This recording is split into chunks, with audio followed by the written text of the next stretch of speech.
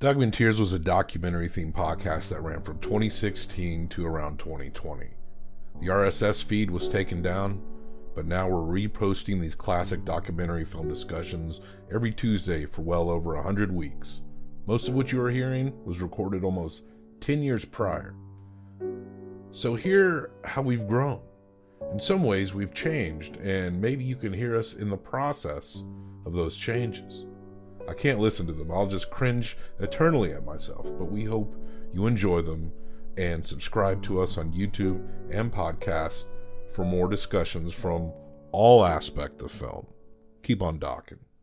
Hello, Doggalos. It is I, Bob Sham, the host of your favorite documentary podcast, The Documenteers, the show about documentaries, and we discuss them, sometimes really deeply, sometimes really funnily, and we rate them to the end of time.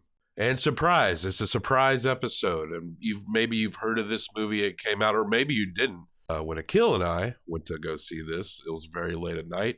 We're the only people in the theater, but we are talking about Michael Moore's Fahrenheit 11/9. Michael Moore can be a controversial figure on a myriad of levels. Akil and I, there are chunks of the episode where we're not even, as you can imagine, talking about the movie, but the movie does fuel the conversation. So as you can imagine, this is kind of the most political episode of the Documenteers, probably for sure one of the rawest episodes, because it's an in theaters episode and we don't really get too clippy with it, but there are some clips in there for sure, because you know how I am. But it is about, yes, these Trump years and where they're going. And Michael Moore, if you're looking for a movie with not a lot of fear in it, this one probably isn't for you. But we do point out that there's aspects of this movie that are very refreshing and very surprising.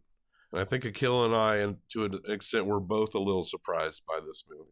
Also, there's a mention of some young blood, some young people coming from their communities and running for public offices. We forgot a lot of their names. We did remember Richard Ojeda out of West Virginia. But we also met, and you also hear from in this episode, Rashida Tlaib, Alexandria Ocasio-Cortez, and Michael Hepburn. Hepburn's from Florida, Tlaib's from Michigan. Ocasio-Cortez, she's kind of hot right now, right? I see a lot of bigwigs like complaining about her and laughing at her, which that might be a mistake, dudes. You might get the egg on your face in the future.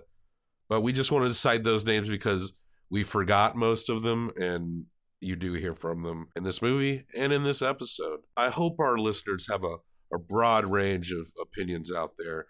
After all, human beings are nuanced, and I think one of the biggest things that is forgotten in today's world is that there's nuance, and nothing is ever that simple. This episode could have been a full day long with all the things you could say, and we obviously can't say everything about everything. And in this age of arguing about politics, this but what about bullshit, I can promise you that whatever your but what about is, we probably don't like that any more than you do. But this is it.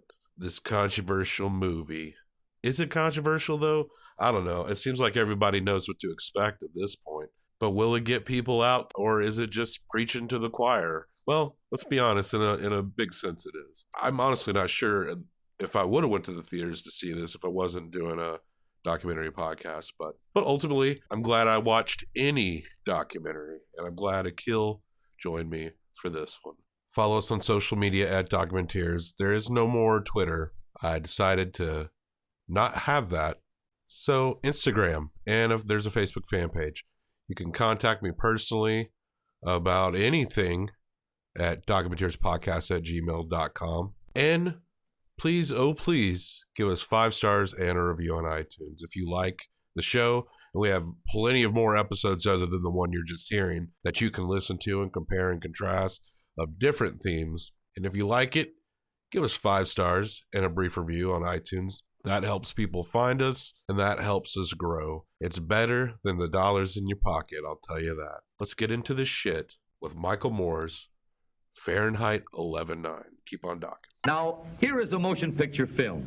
1,000 feet, 16,000 separate photographs. Let's tidy up this tangle of film by putting it on a reel.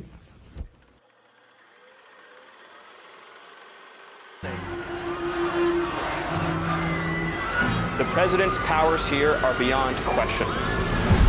Ladies and gentlemen, the last president of the United States.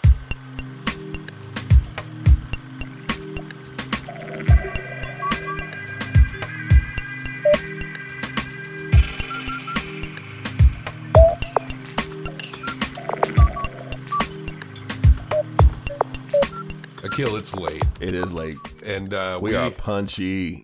We are punchy. And we're really thrilled because we got in your car. We went to a place called Hendersonville, for those of you not from the Davidson County, Nashville area or the surrounding areas. Indian Lakes, what? Indian Lakes, baby. It's a big swank shopping area that wasn't there like 15 years ago, right? No, it was not. But man, so much has been built up. Hendersonville is kind of like, it does have some working class parts, but a lot of it is like a very Richie Rich kind of. Yeah. We went to the theater and we walked up to the Indian Lake Theater. Regal. It's a Regal. It's a Regal. Be upfront about that. We're not trying to promote Regal. No, I mean, it's a nice theater. You know, yeah. But Regal, suck my dick. Pay for advertising if you want. Otherwise, you can go fuck yourself. Suck my balls. It's really easy to be a part of this gravy train, Regal. Yeah. Well, you think you're getting this for free? You suck. We'll probably go be at plenty of Regals again. That's pretty much the only option we have. And we went up. And Hendersonville, Indian Lake Theater is like all recliner seats. Which most of the theaters at this point have moved over to. Which I'm not enthralled with that. Although it seems like people are going to theaters less and less than they used to years ago. They're just doing whatever they can to get butts in the seats. Our beloved Belcourt is still classic style. It's nice to sit in these reclining seat theaters, but I don't need it every time. Yeah, and they actually start to become kind of uncomfortable. Yeah. My legs start to get numb around hour 15, hour and 20. Yeah, and it still feels weird. It wasn't as bad tonight because we were literally the only two people in the theater. There were two other people that bought tickets and they never showed. It's weird to be reclining and I'm wearing my pants. In public. Yeah. Reclining is something that you do in the privacy of your own home when you're probably not wearing pants. Yeah. And it still feels awkward, particularly when there's a total stranger sitting right next to you. Yeah. I don't know. Staring at your crotch. It's a little off-putting. But you demand to take and I'm your pants way off. more inclined to fall asleep on a movie if I'm in a recliner. Also, the recliner scene is now pick your seat. A screen, and I always forget that every time I go. So we went up to the window and we were like, 2 for Fahrenheit 11.9, please. And then they popped up the seating chart and they said, well, pick your seat. And I was like, which ones are available? And then they said, all of them. There's a little bit of talk about Michael Moore. He went on a tour promoting this documentary. Something like a sequel to Fahrenheit 11.9, Fahrenheit 9/11, which is the highest grossing documentary film in documentary film history. It's got a lifetime gross of over $119 million. That's a lot of change for a documentary. And as you remember, after he put that out, George W. Bush lost his re-election and everything was cool. Did he? I don't seem to remember that, Bobby. I'm getting so good at selling bullshit. Yeah, everyone saw Fahrenheit 9/11. And then everything changed. That's right. Yeah, and then we were like, sorry about this Iraq invasion shit. And they left. And then we had John Kerry for 4 years. Yeah. Yeah. With his ever-melted face. They should call him the melting man. He was a good-looking guy when he was younger. I mean, I'm not saying he's a bad-looking dude now, but the years have definitely taken a toll. Gravity has taken a toll on the crevices of John Kerry's face. He has kind of a crypt keeper vibe. It's been a good year for documentaries. I'm looking at the Box Office Mojo documentary lifetime gross, 1982 to present. Number 2 is March of the Penguins.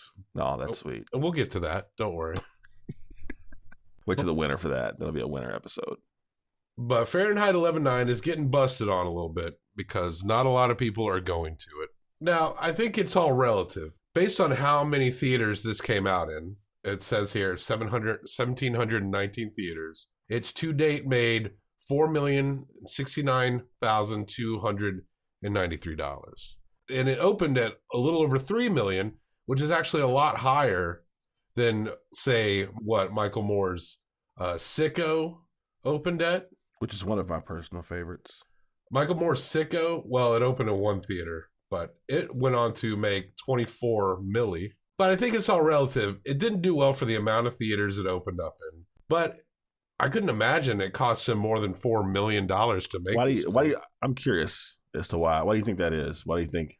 Because it seems like in the current political climate, this will be a movie that would probably, I would think they would actually do fairly well. I would think so too, and almost in a way that Fahrenheit 9/11 did. Yeah. There's a lot of theories and there's a lot of facts that contribute to our current political climate. But I think there's something about like a liberal base, a certain aspect of the liberal base that does not even want to watch Donald Trump and even like any kind of ironic or skewered content. Yeah. Like just seeing this guy, even if it's complaining about him, as everybody should, that people don't really want to just deal with this guy. He's very saturated. The man really is good at manipulating media. God, yes. And we're also at a time where the people who are going to go see this movie are kind of already on board. True. I mean, it's definitely a preaching to the choir situation. Yeah, it seemed like Fahrenheit 9/11, it got around. And movies like Bowling for Columbine, that they got around. And I have issues with those movies. Like, even looking back, I felt like he kind of, like in Fahrenheit 9/11, he had the mother whose son died in Iraq. He really utilized the mother a lot in pushing home like the atrocities of this war. It felt a little insincere, like she was being used a little bit to me. Yeah, I don't remember much of anything. It's been a while since I've seen 9/11. it. And I don't mean to diminish this woman's pain, but she was pretty much trotted out a little too much for my taste. And Bowling for Columbine, another movie that's been forever since I've seen, about gun control basically. It happened not long after Columbine, that movie came out. And there was this narrative on the Columbine shooters where maybe they were bullied or pushed around. I don't think he stuck hard with that narrative, but there was some implication towards it. And since when we have discovered that these guys were not unpopular, they had friend groups, and they were like just fucking psychopaths, basically. There's a lot of weird presumptions. At that time, those school shootings on that level was very new, so maybe I can forgive us for just kind of going through it like that. Yeah, I mean, it was definitely, I think it was a decision of maybe they could have waited a little bit longer before making that movie, but at the same time, I realized like that was, I mean, it was and it still is a very hot button topic, but particularly back then after a tragedy like that we had never really seen before. And so I understand like the need to feel like to get this out while it's still something on people's minds. People are still thinking about it and talking about it. But when you do that, you also end up missing some things that might not come to light until later. Yeah. And then it makes you look at the movie itself through a different lens because you've got more information. So on this show, we're starting to see that as we do more and more documentaries, how a lot of documentaries that seem okay but fall slightly short,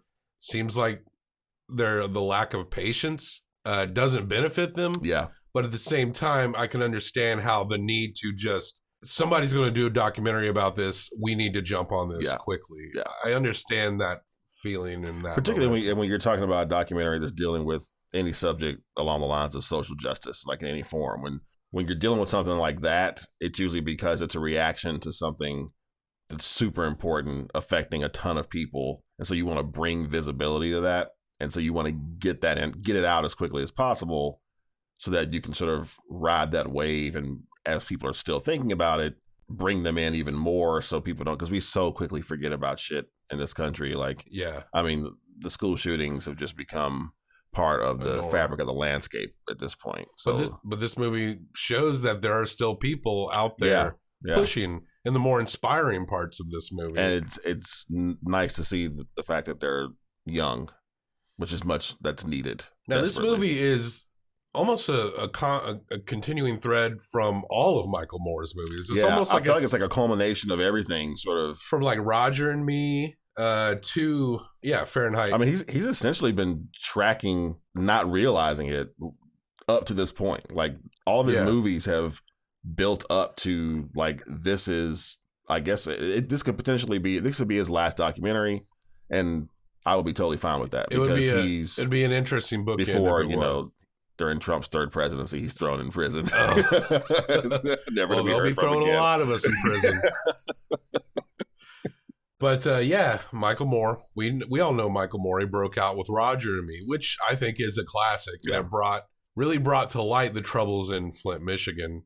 But he blew up with films on Bowling for Columbine and Fahrenheit 9/11. I already said the issues I had with those movies looking back on it.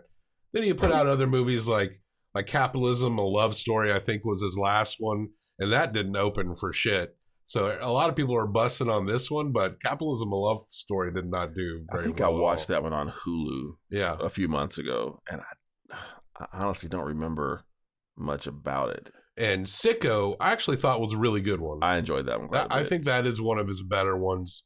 So like that and Roger and Me are probably my favorite Michael Moore movies. What are your thoughts on Michael Moore? What is your history on him? The first thing I ever saw was Fahrenheit 9/11. My mom's a huge Michael Moore fan. Oh yeah, big time. And we actually went to go see him speak at Bridgestone Arena, and I can't remember. I think it may have been just prior to the 2007 election with Barack Obama. I was pretty young. I mean, that movie came out a long time ago.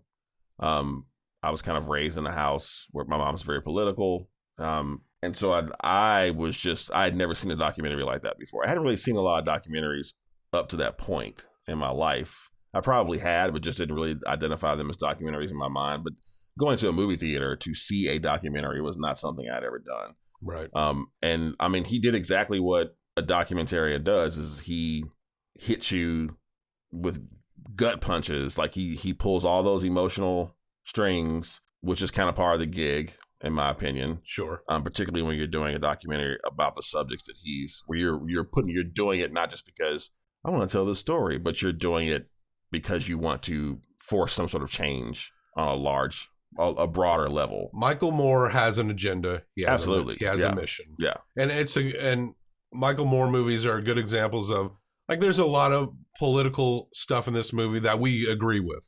I would say, at least I do. Yeah. But it is a nice reminder of how documentaries truly are most of the time. They have a specific mission to guide you in a certain way. And I mean, we happen to agree with a lot of this stuff. And there is stuff in this movie that is undisputable fact. And you just have to see it. Right. But he has a goal. And I believe that Michael Moore's goal is to get us all to vote in the midterms that are coming around the corner. Yeah, I purposely didn't even really look into what this movie was about. Yeah. And it was actually, I had certain expectations, and it didn't turn out to be what I thought it was going to be really at all. I'd heard about like a lot of the mixed reactions to it and how it went underperformed according to a lot of articles. I feel like I said, it's all relative for a documentary. Right. I would say that $4 million and counting is actually really good for any documentary. But yeah, the same thing. I mean, it's only its second weekend, and it'll have a life. It'll have legs after the theatrical release. He pulled things off in here that I almost forgot that he's funny. Remember that show TV Nation? Yeah. I used to love that show. Yeah. Michael Moore used to be funny. He used to blend protest with comedy, and it was like a working man kind of angle. Right. Because he's from Flint, Michigan. He has a working class background. Now he's a fucking loaded director. And a lot of people criticize him for that, but I mean, he's successful. Right. It doesn't make him a part of the problem. Exactly. We're not against success. We're against the privilege that wealth provides. And he even cops to some of that in a way at the beginning of the documentary. I mean, he cops to the fact that he fell short. He had opportunities to maybe be a little more vocal about certain things and bring some things to light. And he didn't for whatever reason. And he feels really shitty about it now. Is the sense that I got. But I mean, we're all fallible. He does have some pointed criticisms in this movie that I did not expect him to make. Nor did I. Criticisms that I often have over the generality of the political system. Yeah. The things that are very frustrating. I have to give him credit for actually pointing it out. He did not pull punches on either side. I mean, he went for both parties, and which I really appreciated because he basically said exactly what I've been thinking for a really long time. A lot of people have been thinking, for whatever reason, have been made to feel like it's not something worth putting any energy into because why bother? It's not possible. The machine's broken. I got to give Michael Moore this credit. This is the brilliant. He's good at this. And this is a fine example of how funny he can actually be. The very beginning of the movie, 2016, election night, we see a montage of news channels being like, Hillary's going to win this. Hillary's going to win this. So we see all these supporters packed into a building. They woke up. Everyone's like, I just voted for the first woman president. We made it. We all remember this time. Oh, yeah. This is depressing. My wife was crying when Trump won. And a lot of people were just like, oh, my God. But Michael Moore actually made this into a comedy. Yeah. Trump winning and like... Because it's funny as fuck. I mean... It was funny. And when that song... And all those things I didn't say were wrecking balls inside my brain. I will scream loud tonight. Can you hear my voice this time? This is my fight song. This is my fight song. Take back my life song. Prove I'm alright song. This is my right song. And the switch to like the monks chanting, the Gregorian monks, the horror movie music when they would flip back from the Democratic call to like the Republican. Not trying to hold back on like the comedic lack of subtlety, but it worked. And we were cackling during this part of the movie.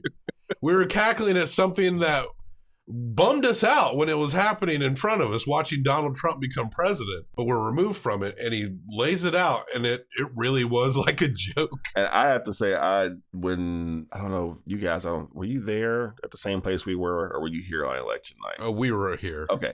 So I went to a friend's house, all of us obviously very liberal. And for me personally, that night was exactly like the sketch that SNL did with Chris Rock and Dave Chappelle the Saturday after the election, where they were the two black people at the party, and the shock on everyone's faces and the denial, like the 5 stages of grief that everyone went through that night.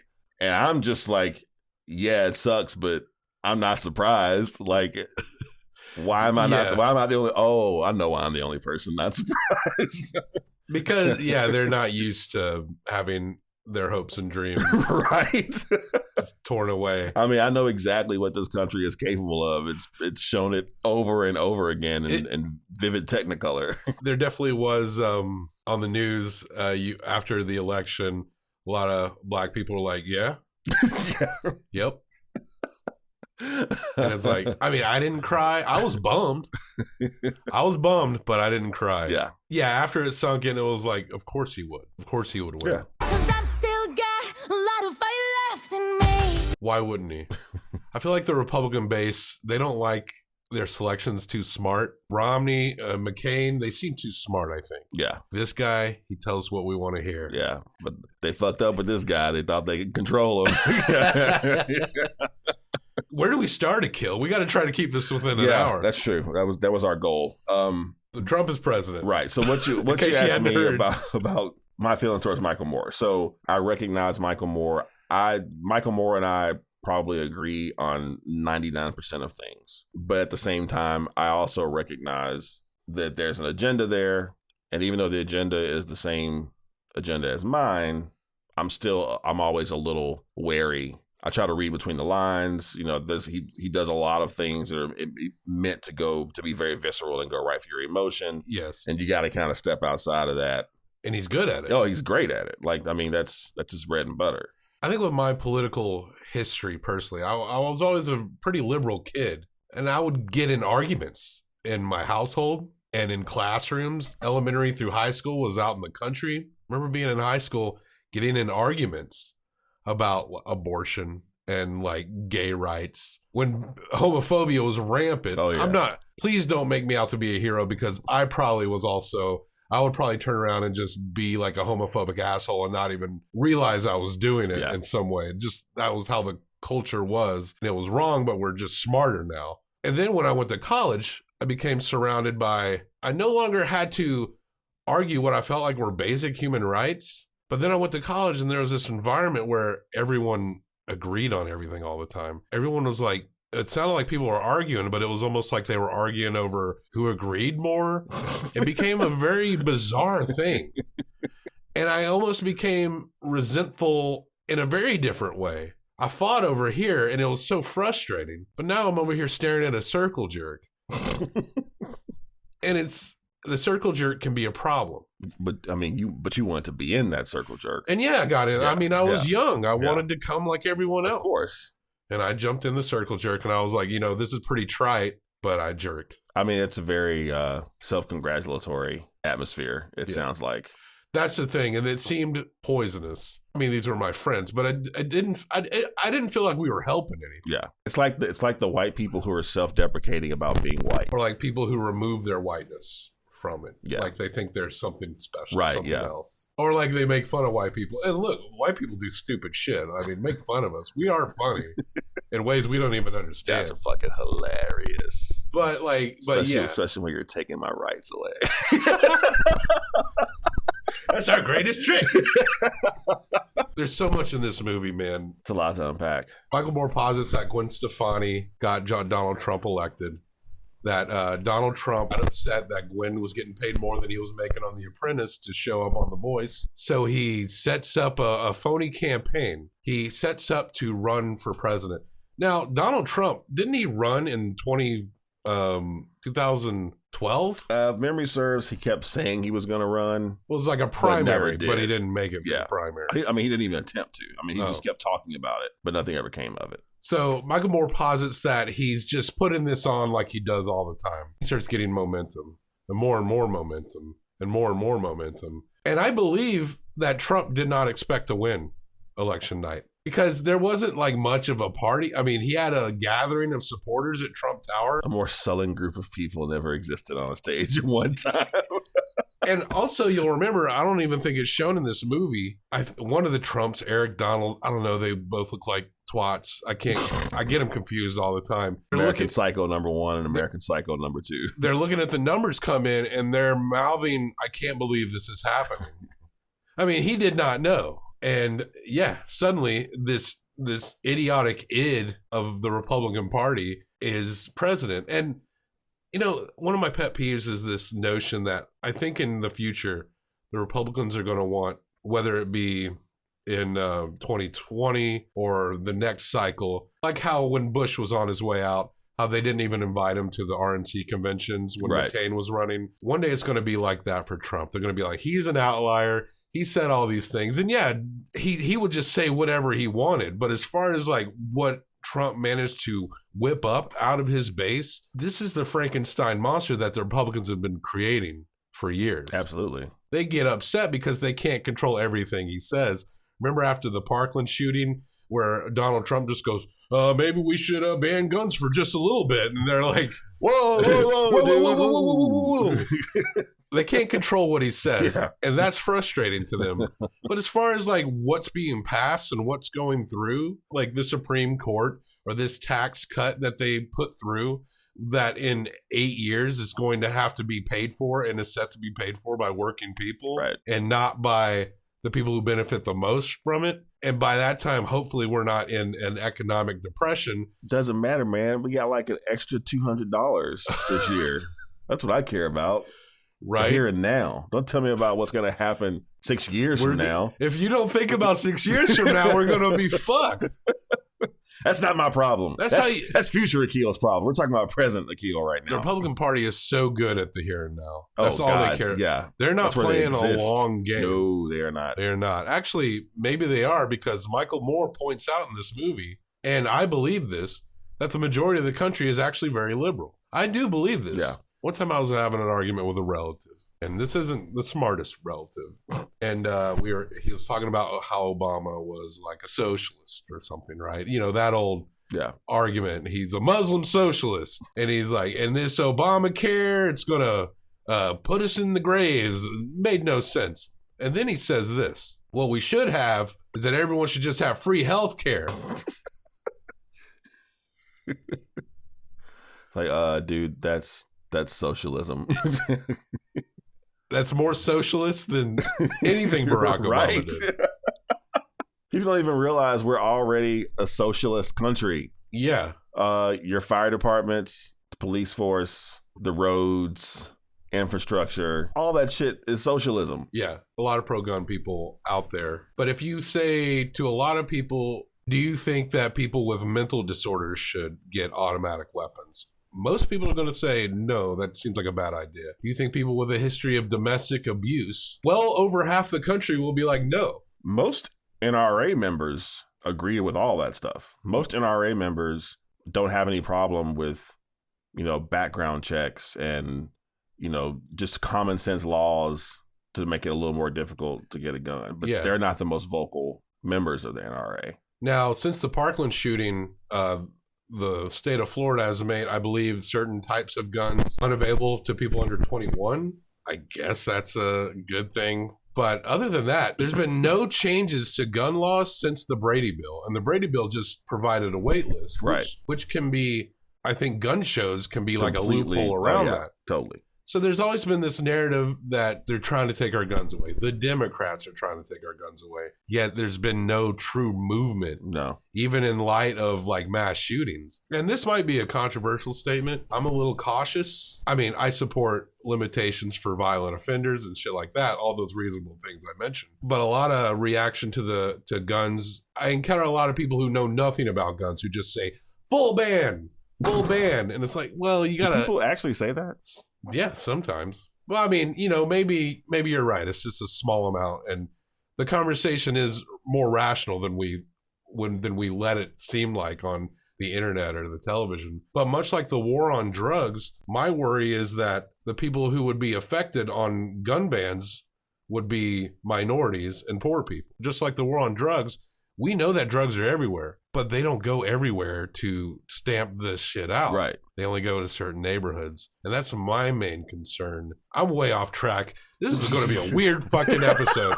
Well, this is a weird fucking movie. It is. But Michael Moore goes to task on the Democrats. Big time. Shows that one, they take money from pharmaceutical companies and banks from Hillary to Obama. He shows Hillary sending fucking cardboard cutouts in place of her to certain states. We know that she didn't go to Wisconsin or Michigan. In hindsight, it just seems like, what were you fucking thinking? Yeah. She was walking around like she had it in the bag. Also, they showed that delegates were going to Bernie in a lot of states, like in West Virginia. Which I knew, but I didn't realize the extent the same that here was happening. I mean, it was state after state after state, and I'm thinking, are you fucking kidding me? And and that's the whole thing is like, what's the point of voting if it does not matter? And what's interesting? They were calling out states that often are red. Yeah. West Virginia actually has a pretty firm Democratic history, but it's also got a conservative. It's been more red like in the last 20 years. But yeah, they were talking about how these red states were going for Bernie. And in West Virginia, every county went for Bernie. 55 counties. Bernie, there's no politician where I agree with everything that they say. Bernie, maybe some of his trade stuff my thought was like, well, good luck with that. But he was able to speak to the nature of class and the way people are being stamped down. And he knew how to say it to where it crossed the divide of many cultures and colors. He did not. And ages. One thing that fucking annoyed the fuck out of me and I don't watch cable news networks, but sometimes I'll watch these dickheads on internet clips, how they talk about they were playing right into Republican hands by putting Trump on television all the time. But they would talk about working people and separate them from people of color, as if most people of color aren't working people. Yeah. There's this idea in this country, and this has been a thing for a long time, and he talks about, this idea of real America. Yeah. And, real America is the heartland. It's the working man.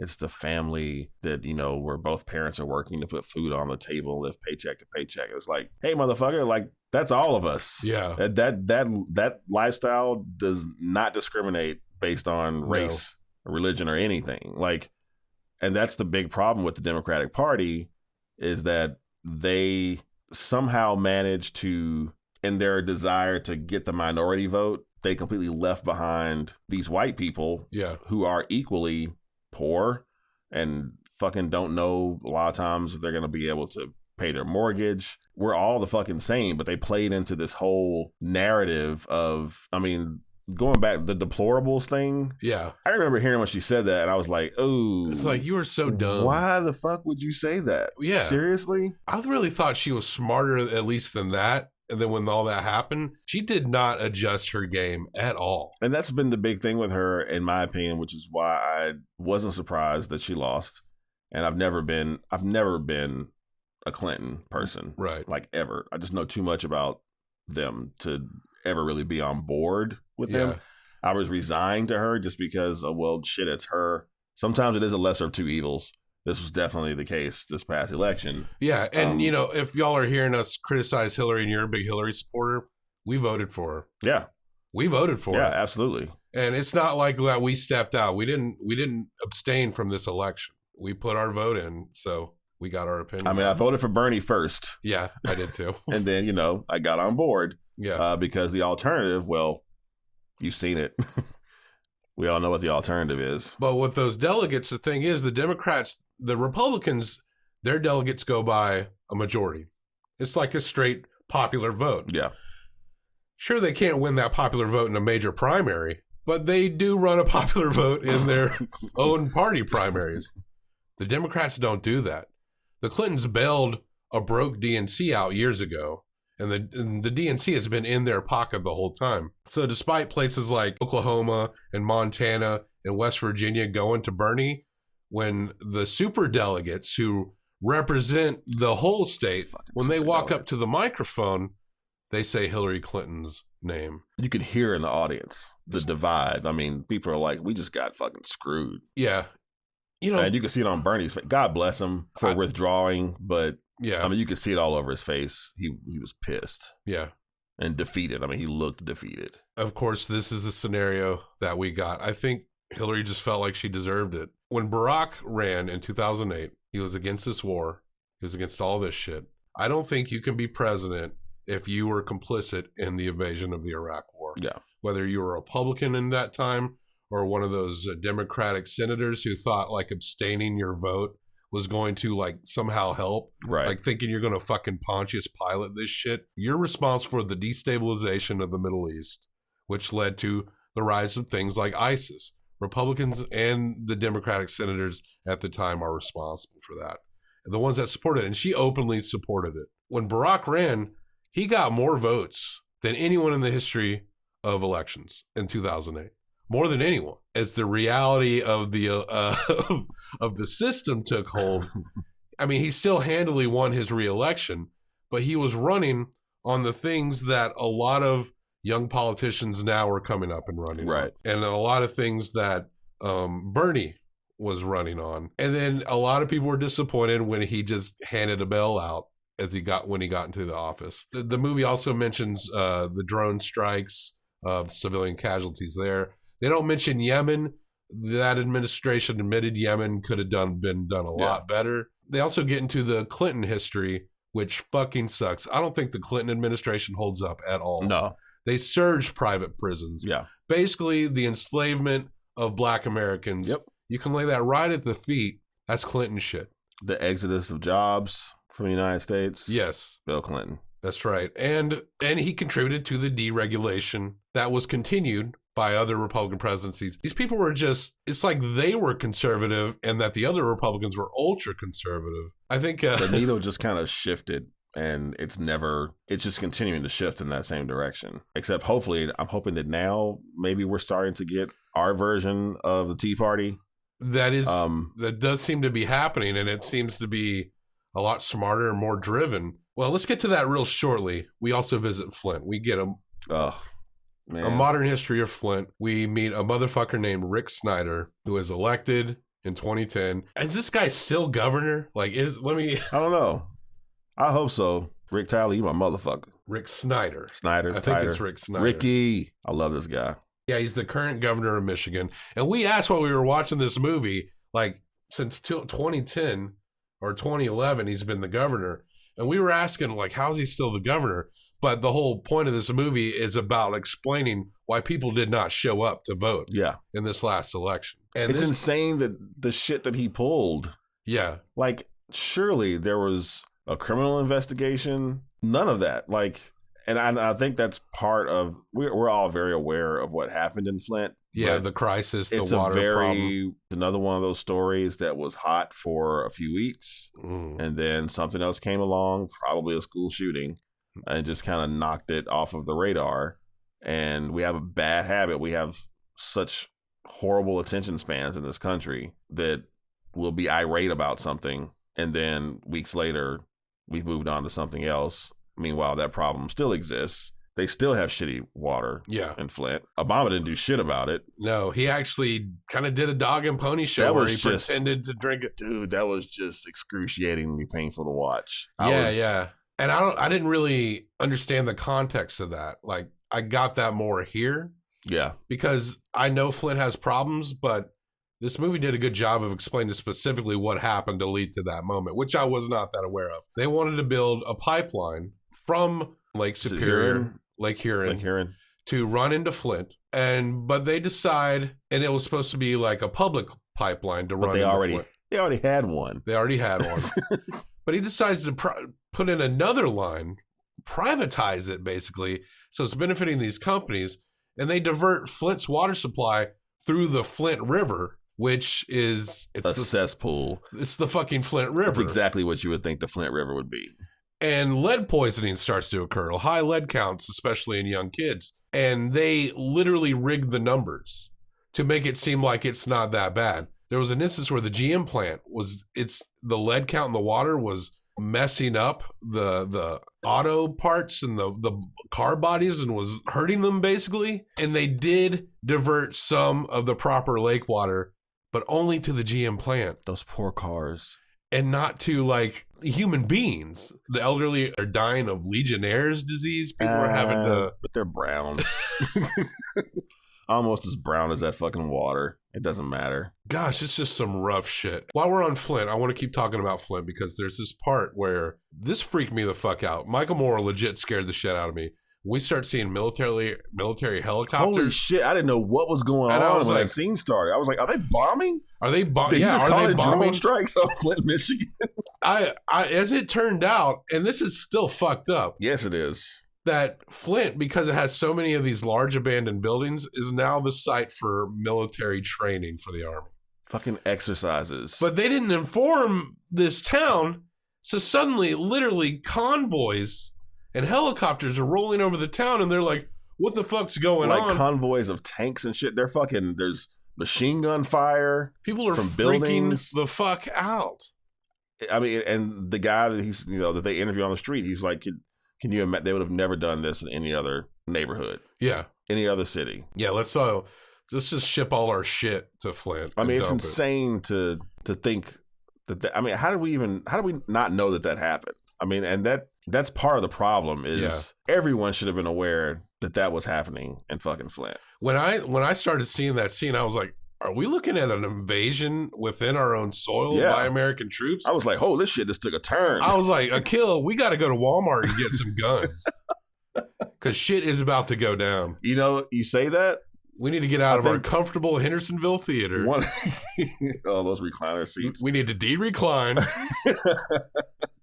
One of the side effects of that movie, which I think may have been unintended by Michael Moore, or it could have been, I don't know. There's a certain point in that movie where I was like, I think I might need to go buy some guns.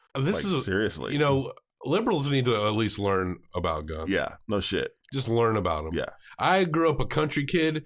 We had guns all over the place. I mean, we weren't like a gun nut house, but I don't recall people, and there was always an element of like, don't take my guns away.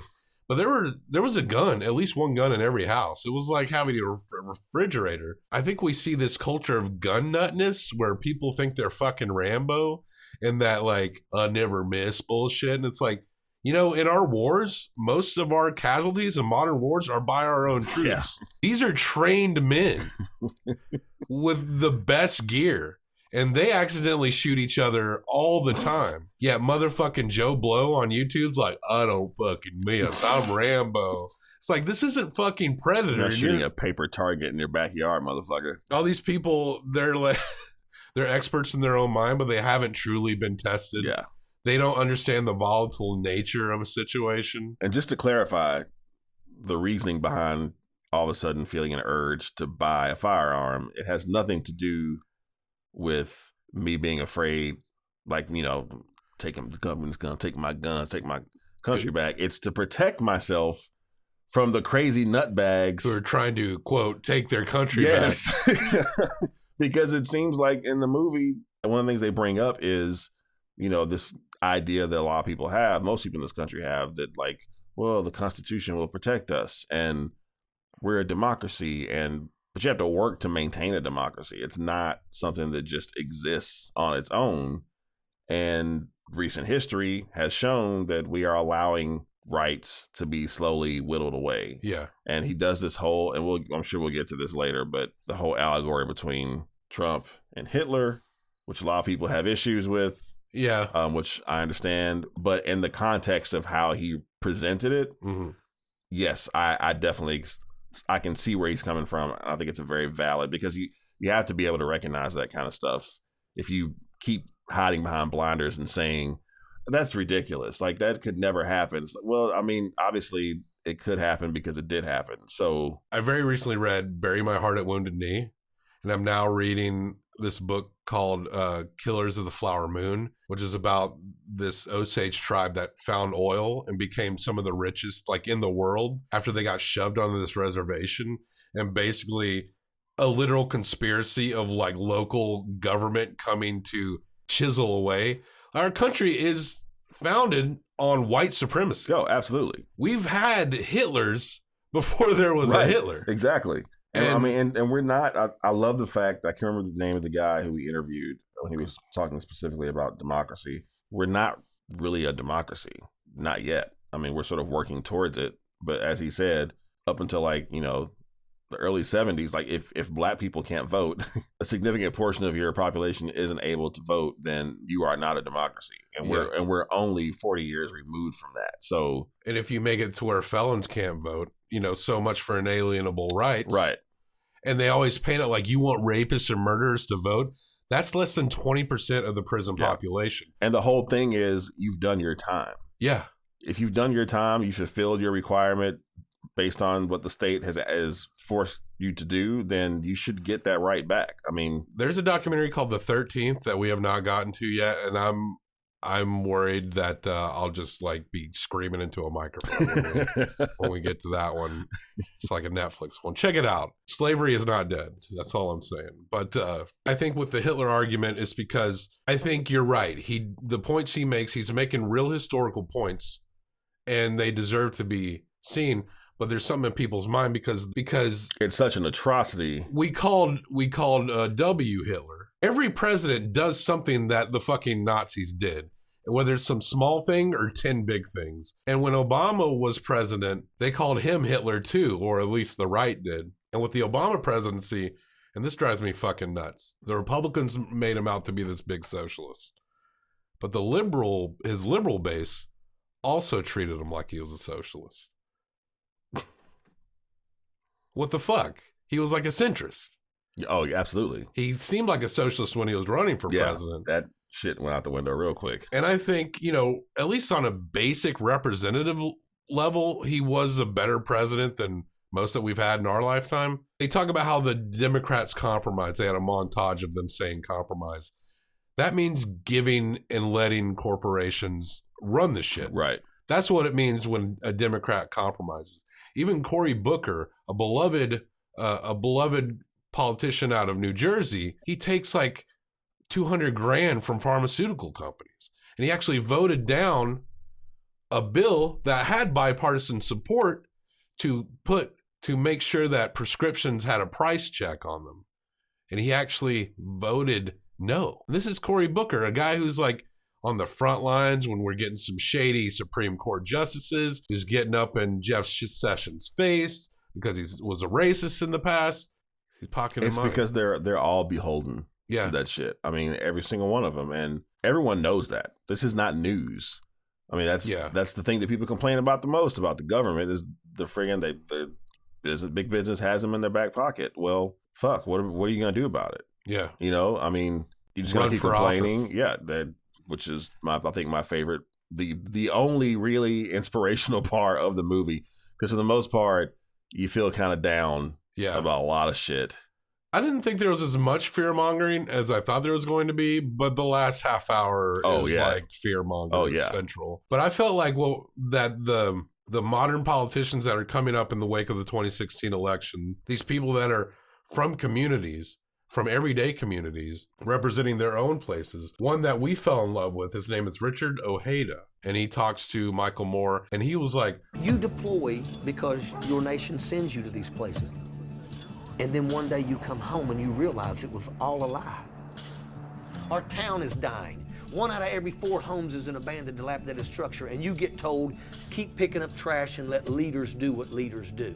Elected leaders in our towns, in our states, in our country, absolutely are self-serving. They have no idea of what it's like for a single parent to put food on the table for her child.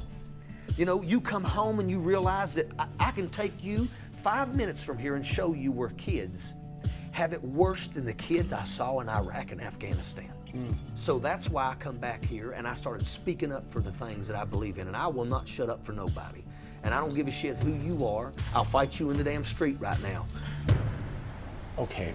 I'll fight a motherfucker in the street. This guy is he's my hero, man.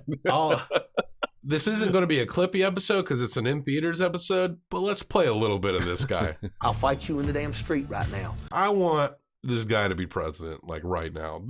Hey, so-called white working class base. Let me show you Richard Ojeda. I'll fight you in the damn street right now. You can relate to this guy. This is a guy right? who you can actually relate to versus your current president. Yeah. Who somehow has convinced you that he relates to you and understands your struggle. Yeah. Who wouldn't give you the fucking time of day. No. Who was never going to give you what he will only give to his children. If he even gives, he'll eat his children for $1 billion, except Ivanka. Ivanka, he would not. Well, he'd eat Ivanka, but you know. We also saw, I mean, we already know this, but he gets a boner over his daughter. So we would see, like, we saw a montage of him. That was just that was the creepiest, most unsettling. And then Michael Moore's voice comes in. That make you feel uncomfortable? Yes. Yes, Michael Moore, it did. We also see Trump sucking Vladimir Putin's dick, and then he's like sucking Kim Jong-un's balls. And that Duarte guy from the Philippines, he sucks it. I think he licks his ass a little bit. All your favorite totalitarians, they all show up. Yeah, be proud, America. You are what the dick you suck.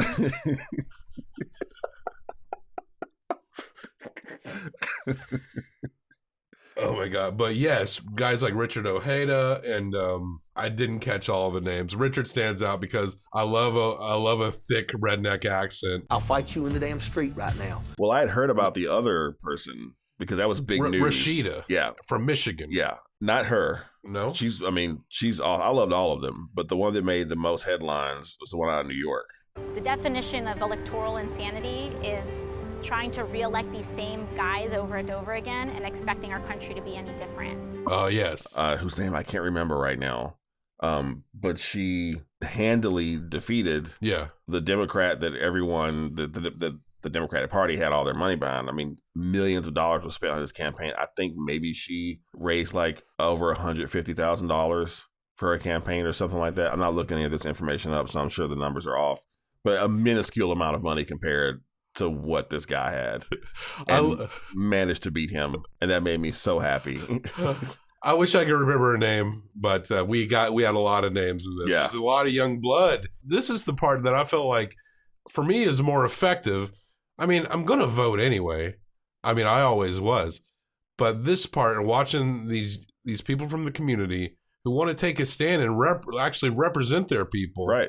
And watching them stand up to these establishment party members within their own party and being like, you can't do this, you can't do that. And they're like, fuck you, I can do what I want. And then they win these elections. To be able to encourage someone to run for office, man, it is truly the lack of political will from our Democrats.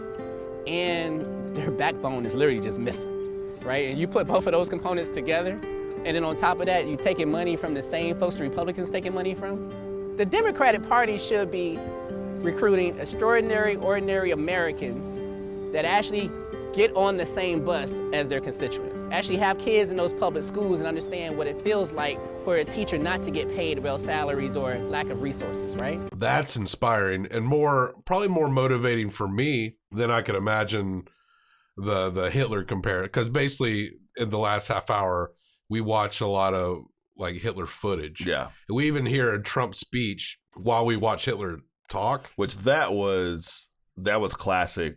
Okay, you've gone too far, Michael Moore. Yeah. Like, that was like you. Yeah, that's the way I felt too. I was like, dude, I was with you. I was yeah. You were surprising me, and now this is like, oh, okay, yeah, okay. This is what's going to turn people off. Their bias, people's biases. This part is not the showing the politicians rise up and take back their communities. That's going to change more hearts than the Hitler thing. Yeah. And honestly, I felt the same way about the whole stuff with him and Ivanka. Yes, it's kind of funny and it makes you feel uncomfortable, but we're all aware of this whole thing that's been said about them. But the fact is, there is nothing to substantiate any of that. Yeah. It's all just people's perception of what they're watching on television. Nah, bro, he wants to fuck his daughter. I'm 100% sure that he does. Yeah. But the fact is, it's not unknown. And all it serves to do is alienate the people who really, the Trump supporters who actually, I think if you took that out and some of that Hitler stuff, if they watched that movie, I think they would actually be on board because it's speaking to the reason why they voted for this asshole to begin with. Except they're being presented with actual people who give a shit about them. Now, Trump definitely he tapped into the fears of people who are pretty much broke and marginalized. Their jobs are not around. He successfully, and we live in the South, this is a tale as old as time in the South, don't give jobs to broke white people and then be like, it's the brown person's fault. Yep. So let's have a big fight about it. That's like Southern History 101. Yeah. And that's essentially what Trump did. And these are uneducated people who have, admittedly by the party members that they've probably been voting in for years and years, have been suppressing education, which makes them easier to manipulate in the long run. Yep. But people like Richard Ojeda and I'll fight you in the damn street right now. A lot of folks in West Virginia, they're not having it. So there is some hope out there. And that hope meant a lot to me. It meant so much to me to see that. And that's my favorite part of the movie. Absolutely. And that part alone is probably why I'm not going to totally shit on this movie when I give it the final rating, because that's what was so important. I liked how he called out the problems within the Democrats, almost more so because we know what the problems of the Republicans are. They've always been blatant about what they're going to do. But we've always known Democrats to either not stand up to what their own base believes.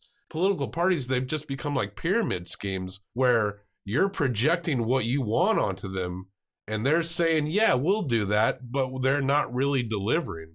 Take like the gay marriage issue. When Joe Biden came out and said, yeah, I think gay people should be allowed to get married, it was halfway into a second term.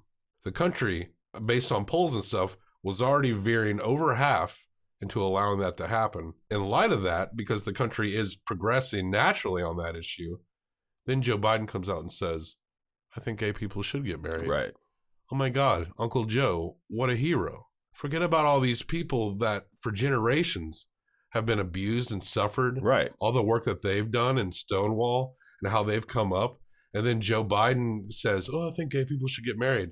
In a safe environment where it's just where even playing the safe game, where even conservatives are starting to come around on it kind of environment, and it's like, oh wow, that's so brave. No one's ever. No, that's not being a leader. No, being a leader is taking the stand when you know that what you're trying to do is right, even though you're getting a ton of pushback from the people that you're supposed to be representing. That's a hard, difficult part of being a leader. You can't always be concerned with pleasing everyone or pleasing your base for that matter. That's not what it's about. And if you can't fucking do that, then that means that your job is really just about staying in office, which most politicians, that's their only concern. Some of them may start off altruistic motives and have great ideas about the changes they want to make, but very quickly it turns into, I got to stay in office. The rationale, I think, being, what good can I do if I don't get elected? Well, what the fuck good are you doing now? Like, you're spending all your time, most of your time, sucking the dicks of multimillionaire and billionaires and trying to raise money for your next election. Hey, why don't you come down here and suck our dicks for once? Right? I mean, it was historical that a high-ranking politician in an active presidential administration did say that. But they're not the people that won that battle. That battle had already been fought, and there's people in the Supreme Court fighting that battle in the process of that. It's those people who gave that right. That administration did not give that right. Right. People had to go to the Supreme Court and fight for it, and the Supreme Court had to finally fucking rule on it. They get a lot of credit for that. Joe Biden gets a lot of credit for it. That's the pyramid scheme aspect of it. Prior to that moment, the Democratic Party line was it should be a man and a woman. That was their line. Yeah. It just seems God made Adam and Eve, not Adam and Steve. Yeah. It seems like the base is so easy to forget that. And I get it. Like a corporate shill that is pro-choice is at least a little different than a corporate shill that is pro-life. I get that difference. I mean, that's the difference I voted for when I fucking moped to the polls in 2016. But economically, it's the same thing. Yeah. It's the same fucking thing. And we have to empower these people in our communities to do so. Like Rashida and Richard Ojeda. That's what I like the best about this movie, for sure. But Donald Trump, he pointed out something also that was very interesting, that yes, Donald Trump did whoop up the racial tensions. He's good at manipulating media. He's good at using media as a distraction. There was a montage of like the what he calls the fake news channels devoting so much money and time, because Donald Trump time during that election year was money. It's gold, man. And there's a montage I like the montage of people asking Hillary about her emails, and then like little things like sex assault, number of victims, special move, like fucking Matt Lauer, who would like automatically the door behind her. Yeah, would lock doors on women, and Charlie Rose, whose robe would flip open, you know, and his dick would hang out. The head of CBS, who just walked. What's that fucker's Les Moonves? Yeah. He's on there talking about how Trump is and making... He didn't even make the cut because that happened so recently. Yeah, I know. The documentary's already in the game. Yeah, it was already in the edit. It was finishing up by the time he walked. I think the movie may have already been out. Yeah. Because that shit just happened like a week and a half ago. But Les Moonves was talking about how he was admitting on camera that during that election year that Donald Trump is making mad money for printing money. They couldn't take the camera off. They're all of culpable. I mean, and I've been saying that since day one. Like, you fucking created this monster. Yeah. All of you did. And he's an id. He's a walking id. Yeah. He is all of this personified. He is elitism personified. I don't know if any like people who voted for Trump listen to this. He wouldn't give you the fucking time of day. He wouldn't let you in his fucking house. You'd be lucky. Yeah. You'd be lucky. You elected an elitist. You elected everything that you criticize those Democrats for being. This guy's the same fucking thing. And he conned you. And that's the thing is so many, I honestly feel like so many people who voted for him might not say it out loud, but they do feel fucking conned. Because it's embarrassing. It's embarrassing when I understand that. I totally get that. I would probably be the same way. I mean, but it's a certain point. You got to cop to the fact that we got a fucking raw deal. Like, we fucking got bamboozled. Yeah. And we can't move on from that until there's got to be some culpability. Yeah. You've got to admit, and there's culpability on both ends. I mean, on the liberal base of it, we got to clean up our house too. Yeah. And we're in the process of cleaning that house up. And if things I'm seem really nervous about these elections coming up. Yeah, I don't know. I don't want to make any calls on it, you know, but I'm not expecting much. I'm at this point where it's like, I'll appreciate it when it happens, but I can't expect anything. Yeah. I can't put my hope into it. I'm just going to go and I'm going to vote. And that's all I can do. Yeah. And I understand if people don't feel inspired, but I feel like we're keeping something horrible just arm's length away. Yeah. And in an ideal world, the Democrats should be like the conservatives. I think the English have a saying about American politics. They say, one of your parties is like our conservative party, and so is the other.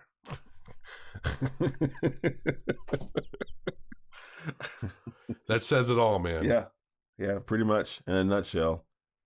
But they talk about how Donald Trump will say things that are socialist, like the tariffs that are going on. That's left-wing politics right there. Imposing tariffs on companies that you feel are not paying you right, even though they're disaffecting jobs here. That is technically left-wing politics. But people aren't really calling Donald Trump a socialist. Right. I mean, Obama didn't put forth tariffs. He knew economically that wouldn't be good for him, even though there may be some international plans that aren't benefiting working people here at home, but he wouldn't commit that economic suicide. He's trying to slowly rebuild this economy in a sustainable way. way. And he at least regulated these banks, and those regulations are gone. So you better believe the bubble is growing now. Oh yeah, and I know there's a lot of talks of there's jobs another out there. one coming round the bend. I know there's a lot of talks about how there's jobs. The economy's better. Who is it better for? Let me ask you, if you're very wealthy, I'm sure you're fucking loving it. But if you're just a regular person, a regular stiff like me and Akil here, tell me how much better it is for you. Yeah. How's your 401k doing? I got one. It's not very strong. Your 401k? You have a 401k? Did I only say 401k? How's your 401k? What's that hot new job? Yeah, there are a lot of jobs out there. You know where they are? Fucking Taco Bell. Yeah. Yeah, we need toilets clean. No one's going to pay you enough money.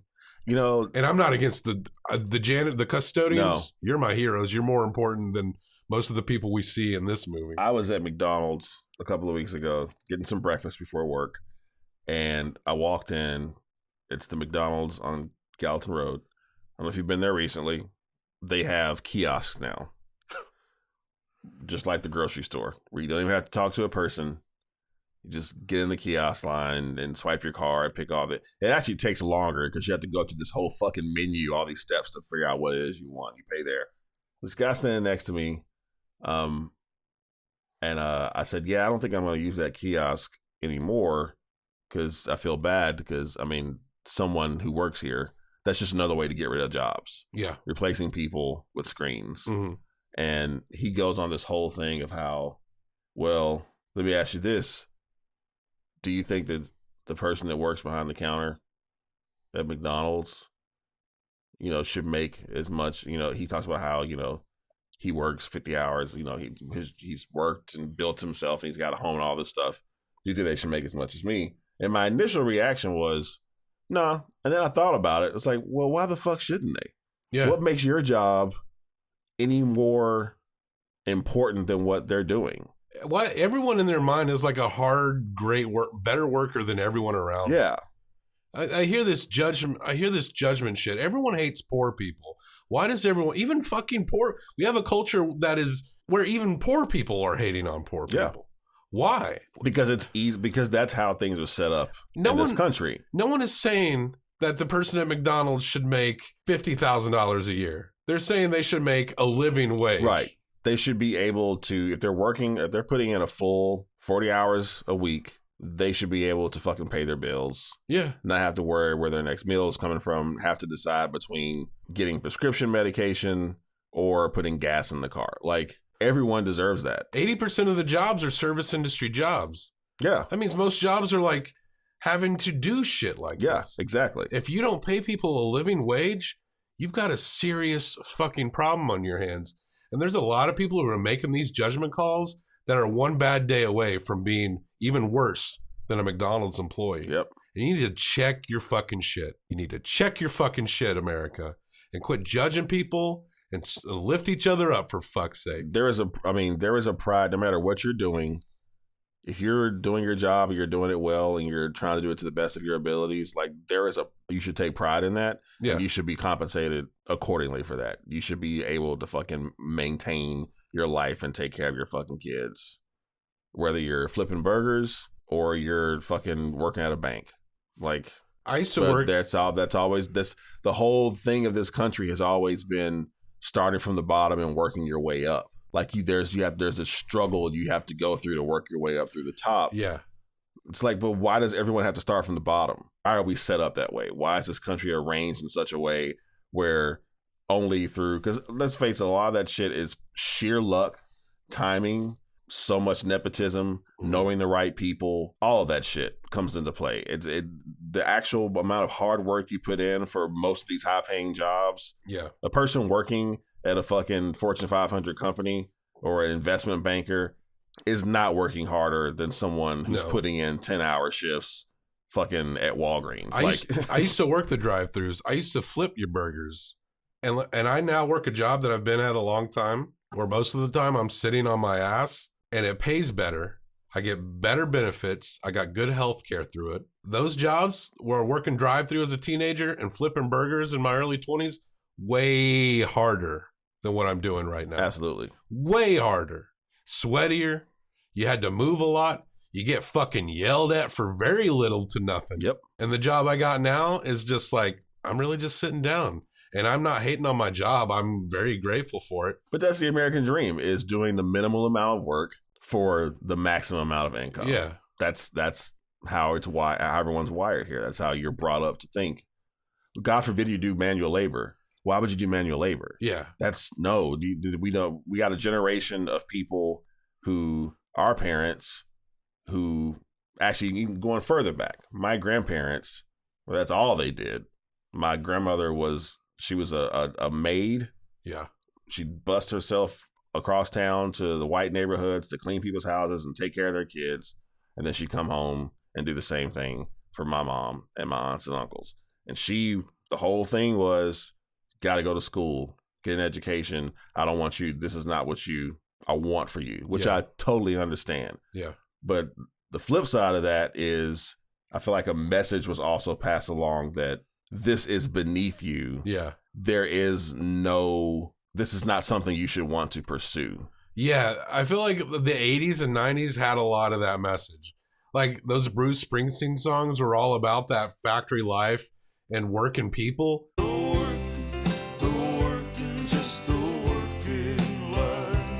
But they weren't really selling that life very well. He was speaking of the hardships that people had raising their families and being a community. Yeah, you're right. They didn't really sell it very well. And the Clinton era kind of pushed a lot of that aside.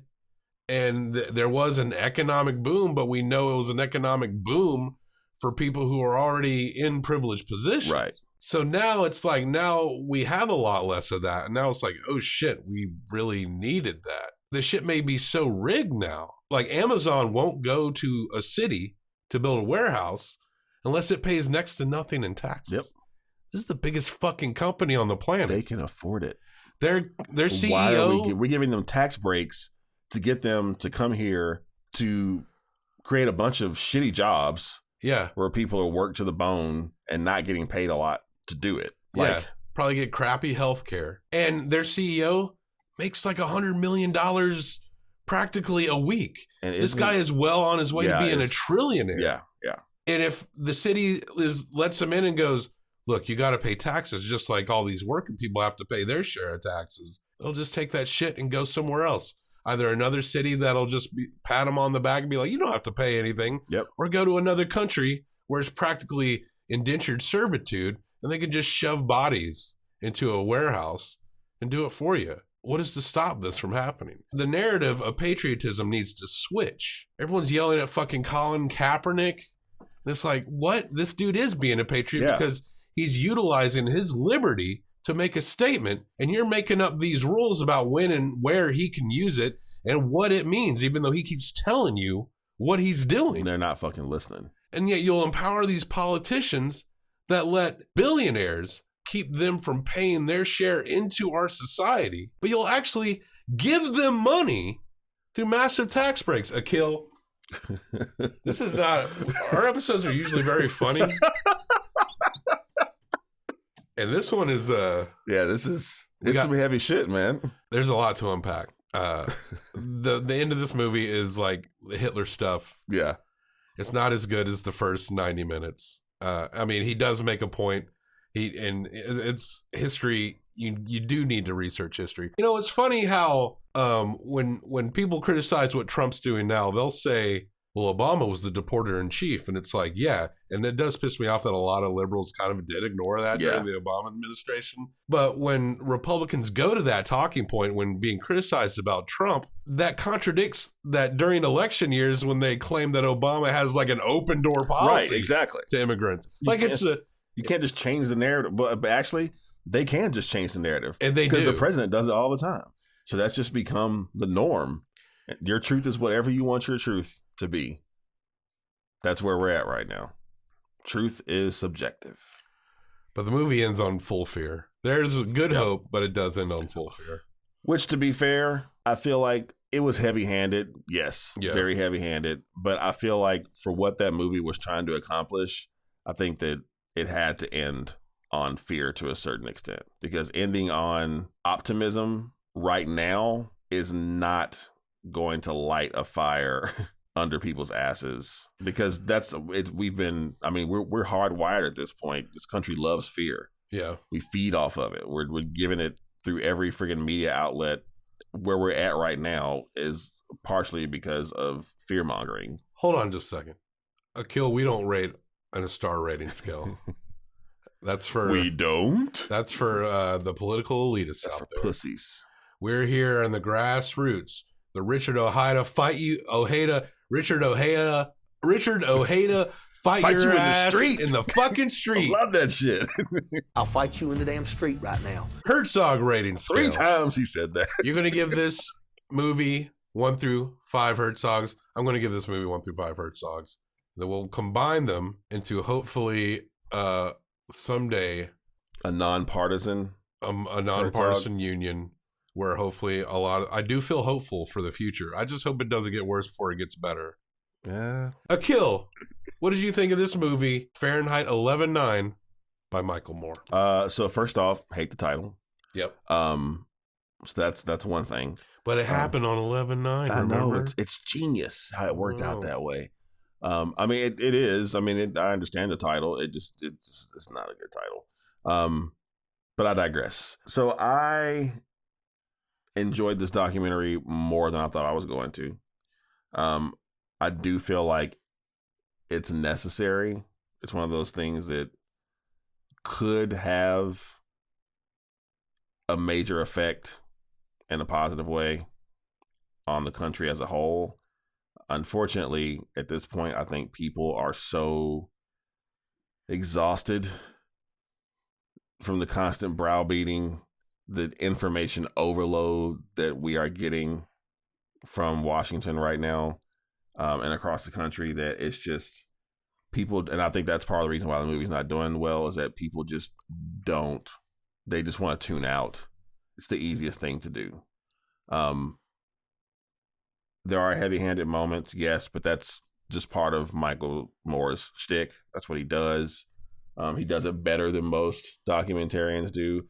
I appreciate the fact that he didn't go as far into the propaganda, the liberal propaganda machine in this one, not including the Hitler stuff, but compared to some of his movies in the past, there wasn't a ton of comedy in this movie, which, like you mentioned before, that's traditionally been sort of his thing. Even with dealing with really touchy stuff, he still manages to find a way to work some comedy into it. He did it at certain points in this movie, not as much. I feel like he's taking this whole thing more seriously because he feels like we're at an intersection, or you know what I'm trying to say. We're at a fork in the road right now.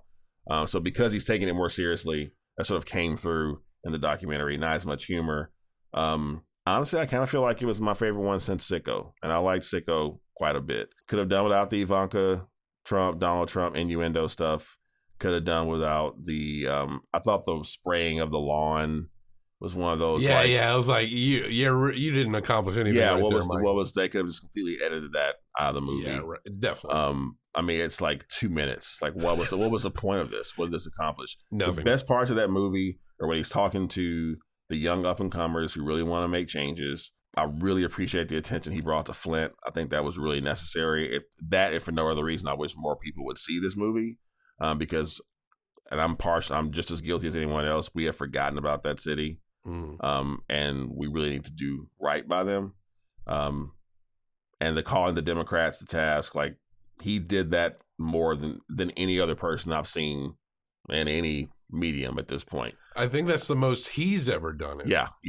I mean, and that's the thing is he's never been afraid. Say what you will about Michael Moore, he's never been afraid to, pot calling the kettle. I mean, he'll put a target on you. I mean, he doesn't discriminate. But it's at the point now where that's not even a luxury anymore. Like, you've got to bring people to task, regardless of whether they're Democrat or Republican. And Democrats have a whole lot of fucking shit they need to be brought to task for. It hit me. Like, it impacted me in a way that I didn't think it was going to. I got a little fired up. Thinking about running for office, just putting that out there, people. Ooh. Possibly announcing my candidacy. Whoa. Maybe I will, maybe I won't. I'll vote for you. I appreciate that, man. You can be my campaign Would manager. you vote for me? Absolutely. I'm running on forced castration. Very important issue to me. You just completely killed where I was going, man. Sorry. So I think I'm actually this might be the highest I think I've given on a documentary. Yeah, I think I'm gonna go with a 4. I've never gone higher than I think maybe a 3.5 or 3.25, somewhere around there. But he did what he set out to do. I think he accomplished it in the best way that I think Michael Moore could have done it. There are certain Michael Mooreisms that are always going to be there. That's what makes his movies what they are, and I'm fine with that. So yeah, I encourage more people to see it. I think it speaks to a lot of people who probably won't see it because for some crazy reason, Michael Moore, who has long been the champion of the working class citizens of Michigan, has somehow been alienated from that same group of people to a certain extent, which is really strange to me. I don't know if I'll go that high, but I think it's interesting because Michael Moore can be kind of divisive amongst the liberal base. And I think there are some fair criticisms you can make of Michael Moore. But when we noted there was parts when he would encounter people in this movie, he met Jared Kushner and what's Kellyanne Conway. When these people, they see Michael Moore, they get excited. Yeah. They understand his approach. And Steve Bannon is in this movie talking about how I don't agree with Michael Moore politically, but I think he's a very good filmmaker. That should tell you exactly where this is coming from. And I think it's okay to sometimes be mad at Michael Moore and maybe think he didn't do something so great as others. And maybe this movie is not going to be seen outside of the bubble. It's being, relatively speaking, as I stated earlier, it's being considered a flop, even though it's probably going to be more than most documentaries ever do. Yeah. He was smart not to make it all about the upcoming midterm. I was kind of expecting a movie that was going to be very dated very quickly. Yeah, same here. But this movie could probably function up to the 2020 election pretty well. It seems like people might be busting on Michael a little bit right now, but a lot of his movies have been slow burns. A lot of his movies have not opened up strong and then have built up. So I don't know if I would count Michael out yet in terms of your box office shit, because the Documenteers, we don't measure in box office anyway. We measure in how we feel about the movie. And I was really impressed on that Michael Moore was able to make a lot of this Trump shit funny, because I feel like it's been very hard to find funny shit about Trump. It's actually and even harder to make Hillary look silly in the reactions of the Trump. This is my fight song. Oh, it just reminds a lot of people how this giant asshole is now president, but he managed to make that story funny. I didn't really care for the end because most of the people who see this are going to be kind of encamped already on his side. I don't know if that will do that much, but the part where he is talking to those politicians that come from rising up from their community in reaction to what is being lost within their communities and the struggles, he wasn't talking to people in major city streets who have like nice coding jobs and shit. He's going to fucking West Virginia. He's going to Flint like he always does. He's talking to people who have serious needs. And that's the most important part of the movie. Absolutely. And even if you don't like certain parts of the movie, like I didn't like parts of the movie, there is parts of this movie that is incredibly important. And Michael Moore certainly has an agenda. You can be with it or you can not. But I think he is good at wielding a level of power. Some movies you can hate on him for it, but I think this one, he wields it pretty well. I'm not going to go as high as 4, but I'm going to give Fahrenheit 11.9 a 3.5. That's respectable. So that's higher than I thought I was going to go. Just to add on, I would have been content with just seeing a documentary about Flint, Michigan. Yeah. And where they're at right now, which a lot of this document, we haven't even touched on the Florida shooting. Yeah, and that's the part right. that plays in the documentary.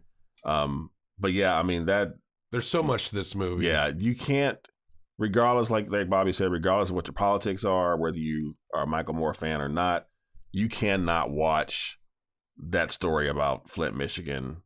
If you are a human being and you have any iota of a heart, you can't not feel for those people and want the best for them and for things to be set right in that town. By the end of this movie, you might want to see Rick Snyder hanging from a lamppost. Oh, I definitely want to see Rick Snyder hanging from a lamppost. Yeah, I said it.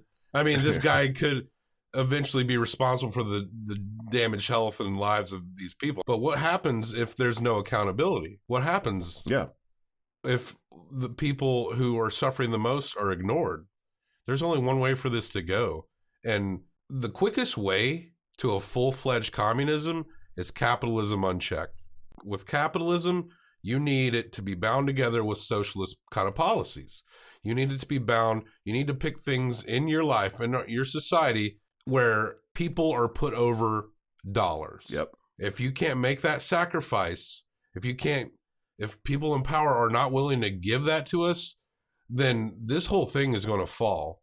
And communist societies have come up because things like monarchies and shit like that have run their course. It just doesn't happen like, oh, the sun is shining one day, let's be communists tomorrow. That's not how it fucking works. Yeah, it's a slow burn. You don't want to be the extreme version of any aspect of political or economic ideology. If we don't say, look, our education is not worth profiteering, our healthcare is not worth profiteering, the way we treat our elderly, our elder care is not worth profiteering, we can maintain some levels of our capitalistic values while helping each other. Our economy is like massive, but you have to ask yourself, what are we getting out of it? Right. They talk about things like their handouts. It's like, what do you mean fucking handouts? We all pay taxes when we work. Even if you don't work, you go buy bread, you pay taxes. Pay taxes on fucking everything. Think about what is coming back. It's not an entitlement. You are owed something because you've paid your whole life. And if you're somebody who wants to take inventory on who's working hard or who isn't, I guarantee you it ain't going to take much for your life to be in the fucking toilet. No shit. So worry about your own damn self. And maybe, I don't know, you listen to Jesus. Get some Jesus. Oh, I'm not Lau Shanwell, 2020. Look, I'm coming not, at you, folks. I'm not a religious person, but I feel like there's a lot of people throwing Jesus' name around that ain't hearing him. Preach. I mean, say it. Well, you know what Jesus will do, and I feel like a lot of behavior is not matching up to what I remember Jesus talking about. I mean, I'm not a religious man, but I don't hate Jesus. No. He said some pretty cool shit. He's a cool guy. He didn't seem too hot on people in power. Allegedly, he was a cool guy. Yeah. He could have been Jesus, a composite of many people. If that is your real name. I mean, the evangelical political system, I mean, the fact that you even use the term evangelical political system, there's so many things wrong. The fact that even exists. And if for anyone that's a part of that system or supports that system, if you want to like prop up this Trump guy so you can get a Supreme Court nominee in, hey, remember that passage in the Bible where Jesus teamed up with... I can tell you I don't. Remember when Jesus teamed up with the Pharisees to like spread Christianity around Rome? No, that's not what happened. He fucking got crucified because he was like, y'all need to quit changing money in my house. So, but whatever. Man, we got off track even at the end. God, this is too long, but I love you. How much did you? Okay.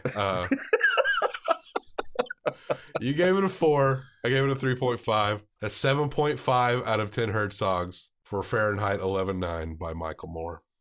I think that may have been the highest rating we've had together. Yeah, I think so. Yeah. Man, let's get out of here. Oh, dude. We could talk for 10 hours. I keep thinking of things that I meant to say that I didn't say, but we can't do it. I wish that I had even brought up the Florida mass shooting. Like, oh, fuck.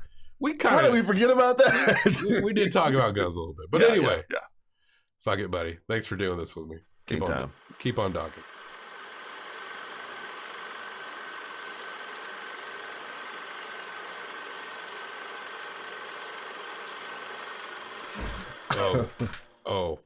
Oh, sorry. So I sat in the third row and Bobby sat in the sixth row. Yeah. That's how we did that. And then I moved down front. And then it got weird, so I went and moved back. I'll fight you in the damn street right now. This is my fight.